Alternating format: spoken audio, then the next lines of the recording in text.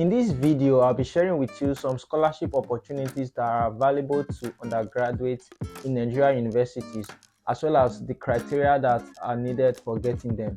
Hello and welcome. My name is Judare Holome. I'm a final year medical student.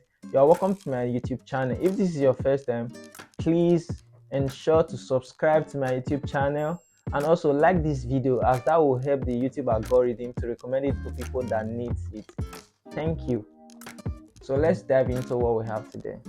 Regardless of the name of your school or the state in which your school is situated, there are over 20. When I was doing this research, I actually found out that there are over 20 scholarships that are open to undergraduates in Nigerian universities.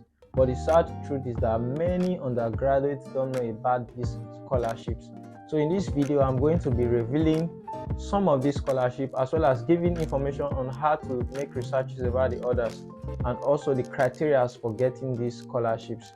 You will agree with me that schooling in Nigeria is very expensive, especially if you juxtapose the cost of schooling with the minimum wage, with how much our parents or our sponsors are earning. Hence, the need for external source of an income can never be overemphasized, like getting a support or a scholarship. So this is what this video is all about today. What are some of these scholarships that are available to Nigerian undergraduates, and what are the criteria for getting them? And before we start listing this scholarship, I would just like to talk about how this scholarship body run.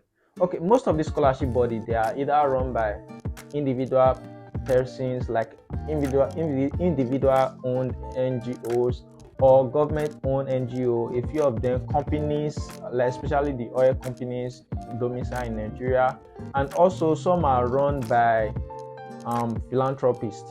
And how they function is that they have a certain amount they give to lucky awardees or lucky candidates that emerge as their recipient at the end of each scholarship exercise. And they do it every year, every academic year.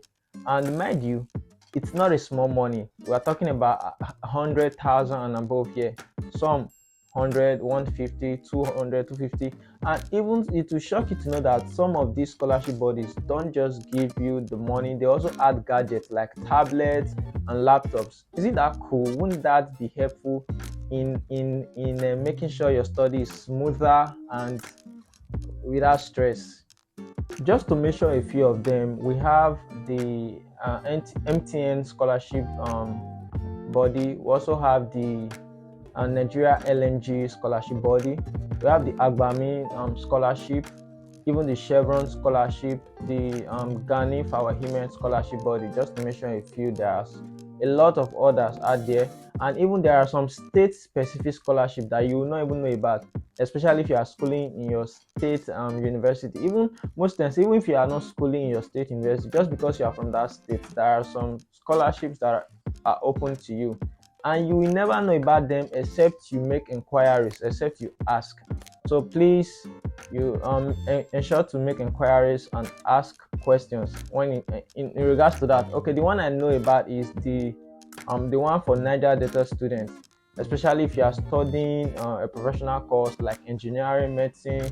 There are some specific scholarships that are open to students, undergraduates in Nigeria from those regions like Niger Delta states. And also, even some, I know about Benue State, there are some scholarship that are peculiar to them, especially if you are reading medicine and other. Some other states have such structure too, so endeavor to ask. There are a lot of scholarships. When I did my research, actually, I was able to find out that there are even more than 20 actually.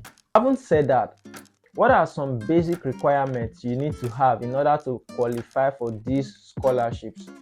Okay, number one on the list is that you have to be a full-time registered undergraduate in a Nigerian university. Most of these scholarships, when I checked, they don't award their scholarships to part-time students. They only award their scholarships to full-time students. Another one is that you have to be registered in a public university. When I checked, you have to be registered in a public universities. They don't award most of these privileges are not available to people attending private universities. Well, obviously, the money they will use to sponsor maybe 10 people will go into the purse of one person if they choose to sponsor a private uh, university student, because their school fees is actually very expensive, unlike the public universities. So I think that might be the reason. And another criteria you need to meet is that you have to have your O level results complete in one sitting, and they always look out for mathematics and English. While some of these scholarships may give preference to people that have um, A's in their courses, some don't actually care about the grade as long as you have your credits. So you have to know about that too. Then another criteria you need to have is that you need to have a CGPA of equal to or greater than 3.5 out of 5.0 grading system.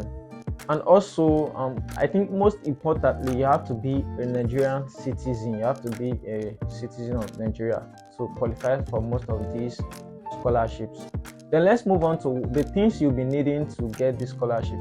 The first thing you'll be needing is your mind. Believe that if you want to get the scholarship, just believe that you are going to get it. Because the truth is that it is not by how good your results are, because the basic minimum is actually get a CGPA of 3.5. So it doesn't matter most times if you are a first class or second class upper. But let me tell you this story. Most of you know about David Akamu. David Akamu is a recent graduate from University of Lagos. From the set I just graduated, he graduated with a CGPA of 5.0. That means he made 5.0 in all the semesters he was in school. In all the sessions, he did not slack for once. And do you know what happened to him? It will shock you to know that during his undergraduate time, with the fact that he was making really good grades, he was applying for scholarships. He applied for over 20 scholarships. He didn't get any of them. He was so unfortunate not to get any scholarship, and he did not get discouraged at all. Maybe that's his spirit. Like, he was so determined that it was when he applied for the 21st scholarship that he was lucky. See, so it's not by a great point. Why there are people that have less results that are not as good as his own, that are even having maybe multiple scholarships, people that are just uh, on a 2-1 or 4.5, 4.6, but here is someone with 5.0 not getting lucky. So have the mindset that you want to get it. Then once you have the mindset, the next thing is pursue it. You don't have to wait for the opportunity to come. You hunt the opportunity, go after it. What do I mean? Make a lot of researches, like the ones I've mentioned now. You can start with them, like the Agbami, the Chevron, the MTN, the Nigeria LNG, the NNPC, others, and those ones you can just search when they will be like when they will be calling for applicants. Then you prepare beforehand. And how do you prepare? You get all your documents ready. What documents will you be needing? First of all, of course, you need to have an active email that is active, that you check, because they might send the exam date to you. If you are not active on your email, you may miss it. So have an active email. Then have your SSC, like your O level, the result, because most times they like to see the transcript, the original, the one that is authorized, because people can be fraudulent. And also have your JAM original results, have your JAM admission letter and school admission letter handy. Have a transcript of your CGPA from your school. That's the one that might be difficult, so you need to be proactive. If it means going to your HOD, course advisor, anyone, just to make sure you get it beforehand, because most times by the time you're finding out about the scholarship, they're almost dead and they're almost approaching deadline. So if you are not prepared beforehand, you might miss out. And in order to get lucky, you need to apply more. Like, don't just apply one, relax. Apply as many as you can. You may be lucky enough to get multiple, you may be lucky enough to get one. Even if it's just one you are able to get, is it not worth it? Of course it is worth it. Remember that the world does not belong to the most talented people nor the most gifted people.